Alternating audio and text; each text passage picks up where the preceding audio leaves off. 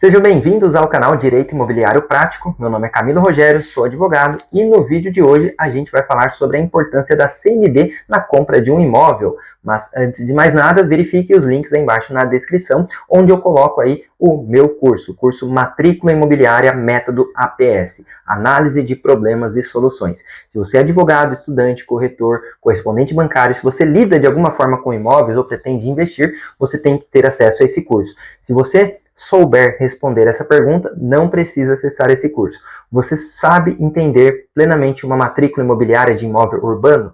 Se a sua resposta for sim, então não precisa você ter acesso a esse curso. Mas se a resposta for não, então o curso está num valor muito acessível para você ampliar seu conhecimento nessa área.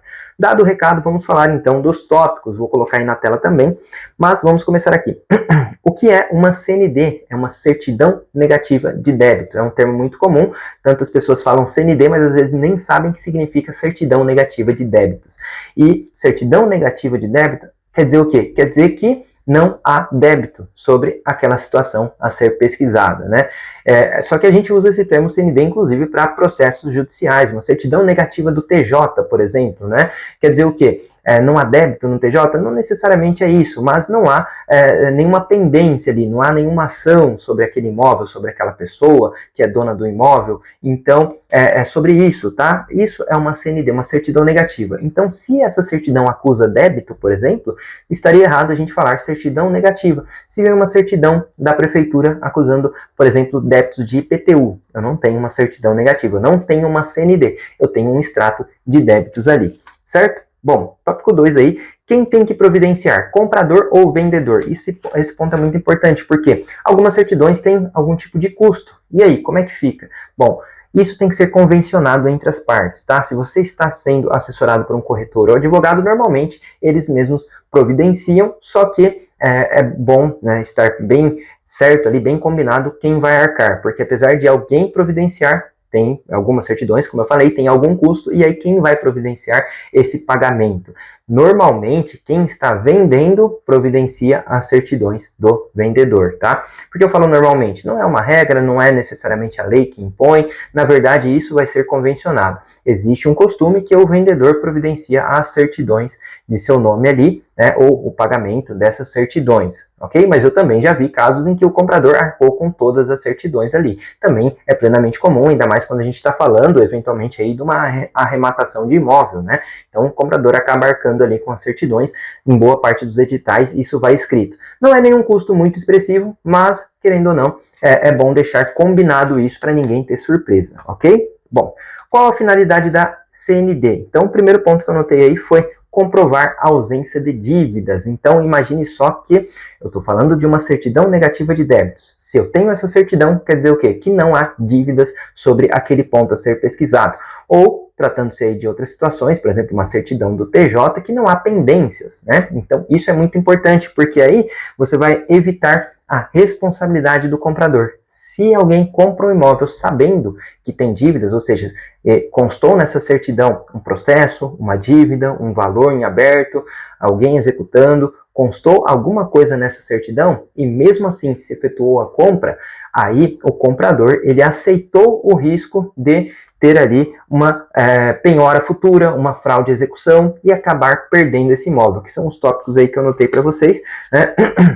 Então imagine só, se você compra, né, o seu cliente, o comprador, quem você está assessorando, compra um imóvel que possui dívidas. Então, constou na certidão, seja IPTU, seja condomínio, seja algum processo, constou dívidas. E mesmo assim ele vai lá e efetiva a compra. Sabendo disso, ele não tinha CND, certidão negativa de débito, mas ele tinha uma certidão que constou ali dívida, processo e por aí vai. Bom, ele assumiu o risco de futuramente cair numa penhora dessa dívida sobre o imóvel, uma penhora do antigo proprietário, e aí ele assumiu esse risco, quer dizer que ele pode vir a perder essa propriedade futuramente. Isso é muito importante, porque se você também recusa essa CND, se você não tem acesso, ou seja, então a gente está falando de uma outra possibilidade, não estou falando nem que existe uma CND, uma certidão negativa, e nem que existe uma certidão positiva, ou seja, com débitos e pendências, né? Eu estou falando de uma situação em que você simplesmente se recusa a pegar qualquer tipo de certidão. Então quer dizer que está correto, que o comprador está protegido? Também não, porque em uma eventual penhora você não tem como fazer a prova de que você fez a devida diligência para comprar esse imóvel. Então você não tem como provar isso, logo você pode não ser tido como um terceiro de boa fé, certo? Então, muito importante esse ponto também. E no último ponto ali, muitas vezes as certidões auxiliam no registro de imóveis. A depender do estado que você estiver, o registro de imóveis pode exigir, pode solicitar algum tipo de certidão negativa. E aí, já tendo posse dessas certidões, fica muito mais fácil ali a questão do registro.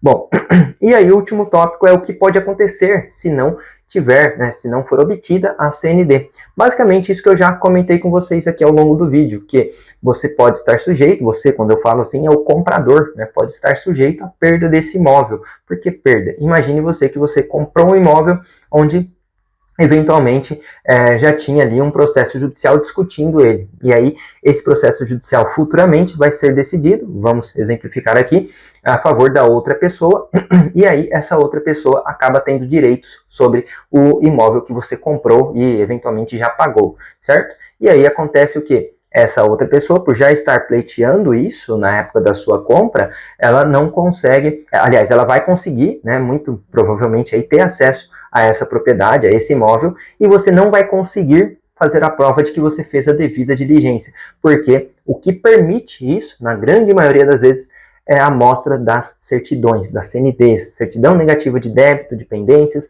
seja judiciais, seja perante o município, perante o estado, e por aí vai, uma série de certidões aí. E eu já vi contratos ali que elencam, uma série de umas 15 certidões. Poxa, às vezes é um exagero, às vezes é um preciosismo, mas cada caso é um caso e cada caso sabe da sua necessidade, Então, é tudo isso que implica a CND. Veja aqui um vídeo rápido aqui, mas que eu acredito ter conseguido passar para vocês com profundidade o que implica ter ou não ter a CND em relação a quem está comprando o imóvel, certo? Bom, vou ficando por aqui, não se esqueçam de curtir o vídeo, compartilhar e se inscrever no canal. Até a próxima!